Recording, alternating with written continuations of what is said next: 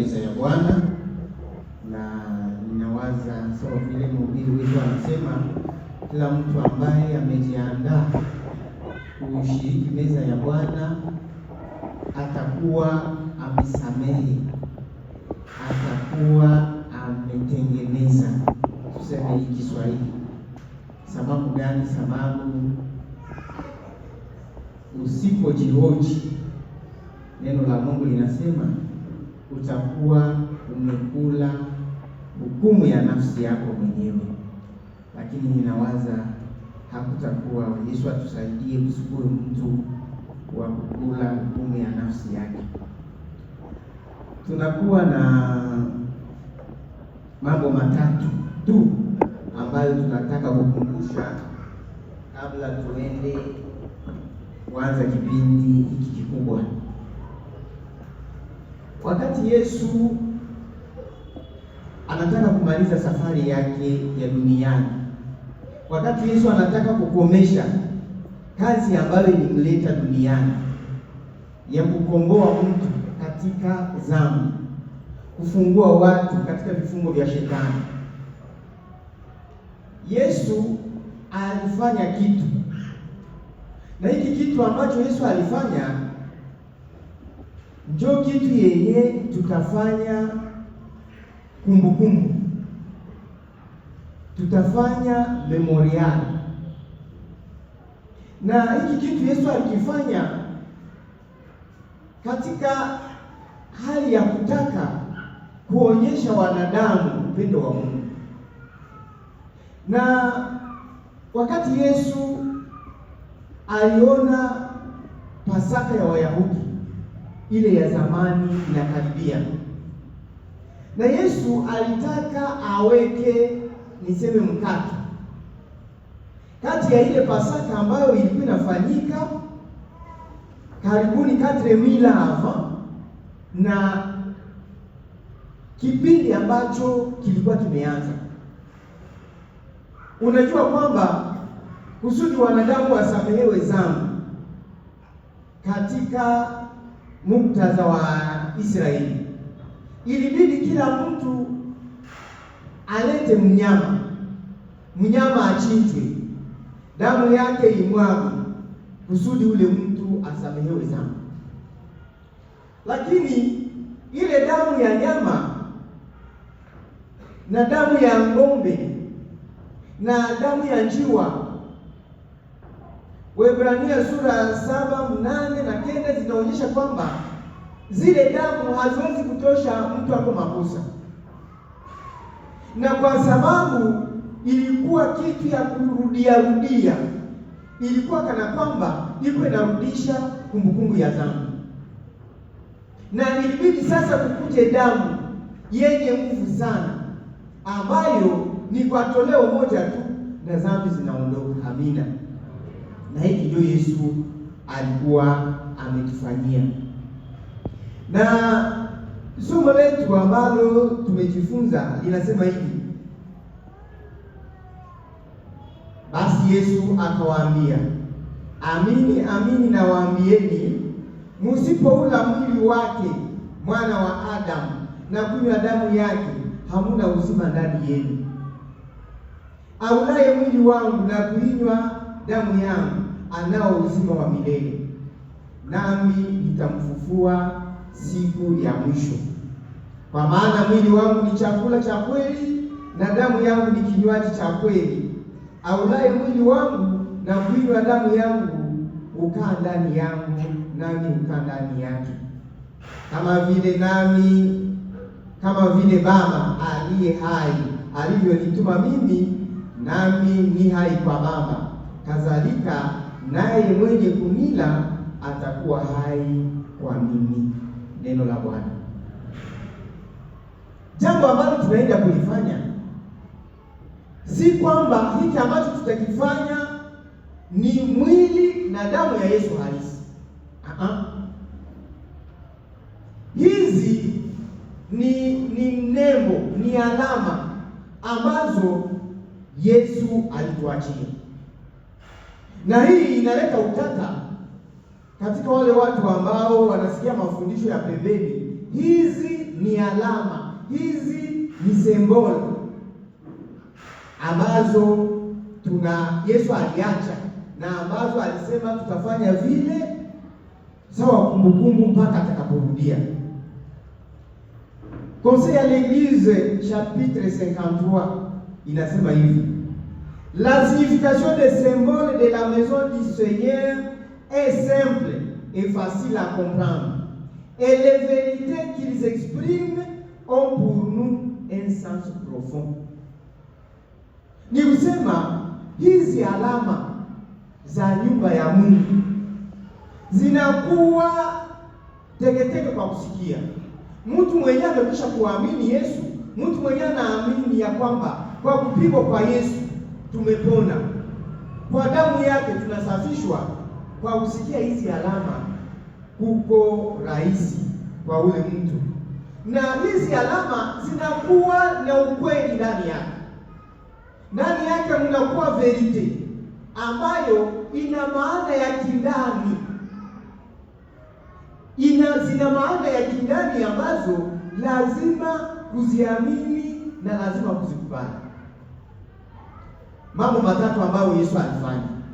Sitarudia kwa ile Pasaka ya zamani, lakini Yesu alifanya mambo matatu ya muhimu. Jambo la kwanza ni jambo la unyenyekevu. Yeye sawa vile meti mwalimu, Mungu alifanya huduma ya kunawisha miguu wanafunzi wake. Na shujaa mwa wanafunzi wake akamwambia, hauwezi kuninawisha chef, hapana. Ingalikuwa hiki kitu hakina maana, Yesu angalimwacha. Lakini Yesu akamwambia Petro, nisipokunawisha miguu hautakuwa na sehemu pamoja na mimi. Deklarasyon ya nguvu. Ninachokuomba ni kwamba kama hautafanya huduma ya kunawisha miguu, ujiendee hapo. Nirudie tena. Kama hautafanya huduma ya kunawisha miguu, sasa hivi tunatoka nje, ujiendee hapo. Na ukaenda kipindi cha pili na ukufanya kipindi cha kwanza, uko tulishare. Huko mwizi. Ile kipindi ninawaza umeukisha kunisikia. Jambo la pili ambalo lilifanyika ni Kristo alileta kielelezo cha unyenyekevu, kujishusha. Hautachagula mwenye utasukula miguu. Sipokuwa wakati mmoja tunasema wenyewe wameoana, wenyewe wasaidiana. Lakini namna tunafanya ni wamama wanaenda ngambo yao, wababa wanaenda ngambo yao. Na ni jambo kwetu sisi Waadventista, jambo la maana sana la unyenyekevu, lakini pia la upendo. Jambo lingine Yesu alifanya, aliambia wanafunzi wake ya kwamba hiki kitu ambacho ninawaletea ni mwili wangu utakaotolewa. Na mtu mmoja akaniambia, kwa nini basi mnaendelea kufanya hiki kitu ijapokuwa Yesu alikimaliza? Lakini Yesu alituambia ya kwamba tutafanya vile kwa kumkumbuka, kwa kufanya kumbukumbu, makusudi mtu awaye yote asije akasahau mahali ambapo Kristo alitutoa. Wakorintho wa kwanza sura 5 mstari wa 7 inasema hivi: basi jisafisheni, mkatoe ile chachu ya kale, mpate kuwa donge jipya kama vile mlivyo hamkutiwa chachu. Ni kusema nini? Wakati Yesu alitumia mikate isiyotiwa chachu, akaifanya kuwa mwili wake, alionyesha ya kwamba yeye asiye na dhambi alitoa mwili wake kwa wale ambao wanakuwa na miili ya dhambi. Kwa maana Pasaka wetu amekwisha kutolewa kuwa sadaka, yaani Kristo. Basi na tuifanye karamu, si kwa chachu ya kale wala kwa chachu ya uovu na ubaya, bali kwa yasiyochachika, ndio weupe wa moyo na kweli.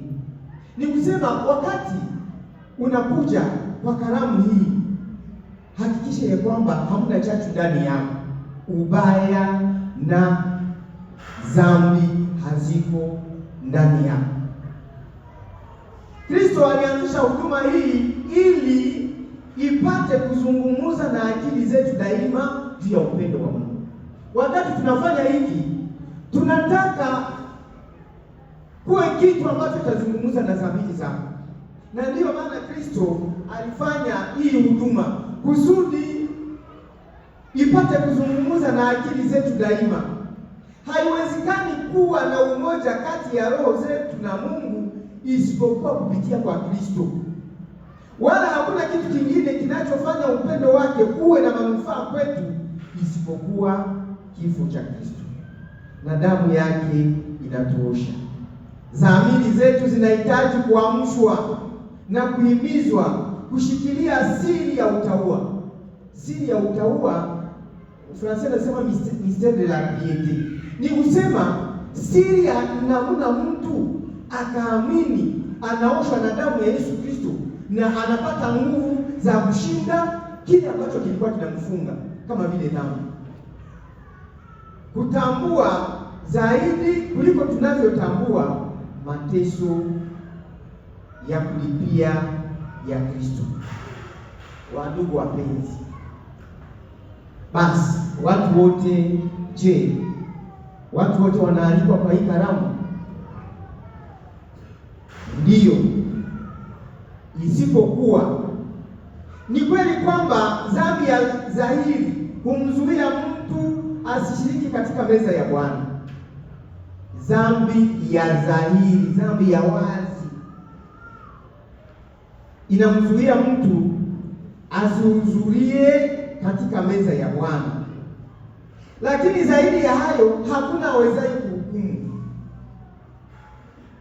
Ni nani awezaye kusoma siri za moyo au kubagua kati ya magugu na ngano?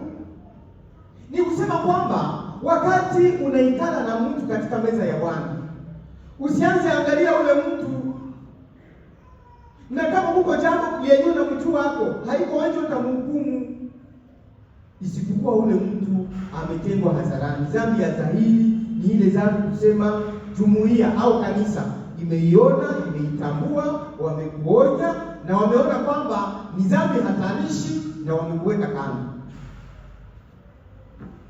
Wakati waumini wanapokutana kuadhimisha ibada hizi za dini, kunawezekana kuwamo akina Yuda pia katika kundi kama ndivyo wajumbe wa mwovu huamo vile vile, maana huja kuwaunga mkono wale wote wanaokataa kuongozwa na Roho Mtakatifu.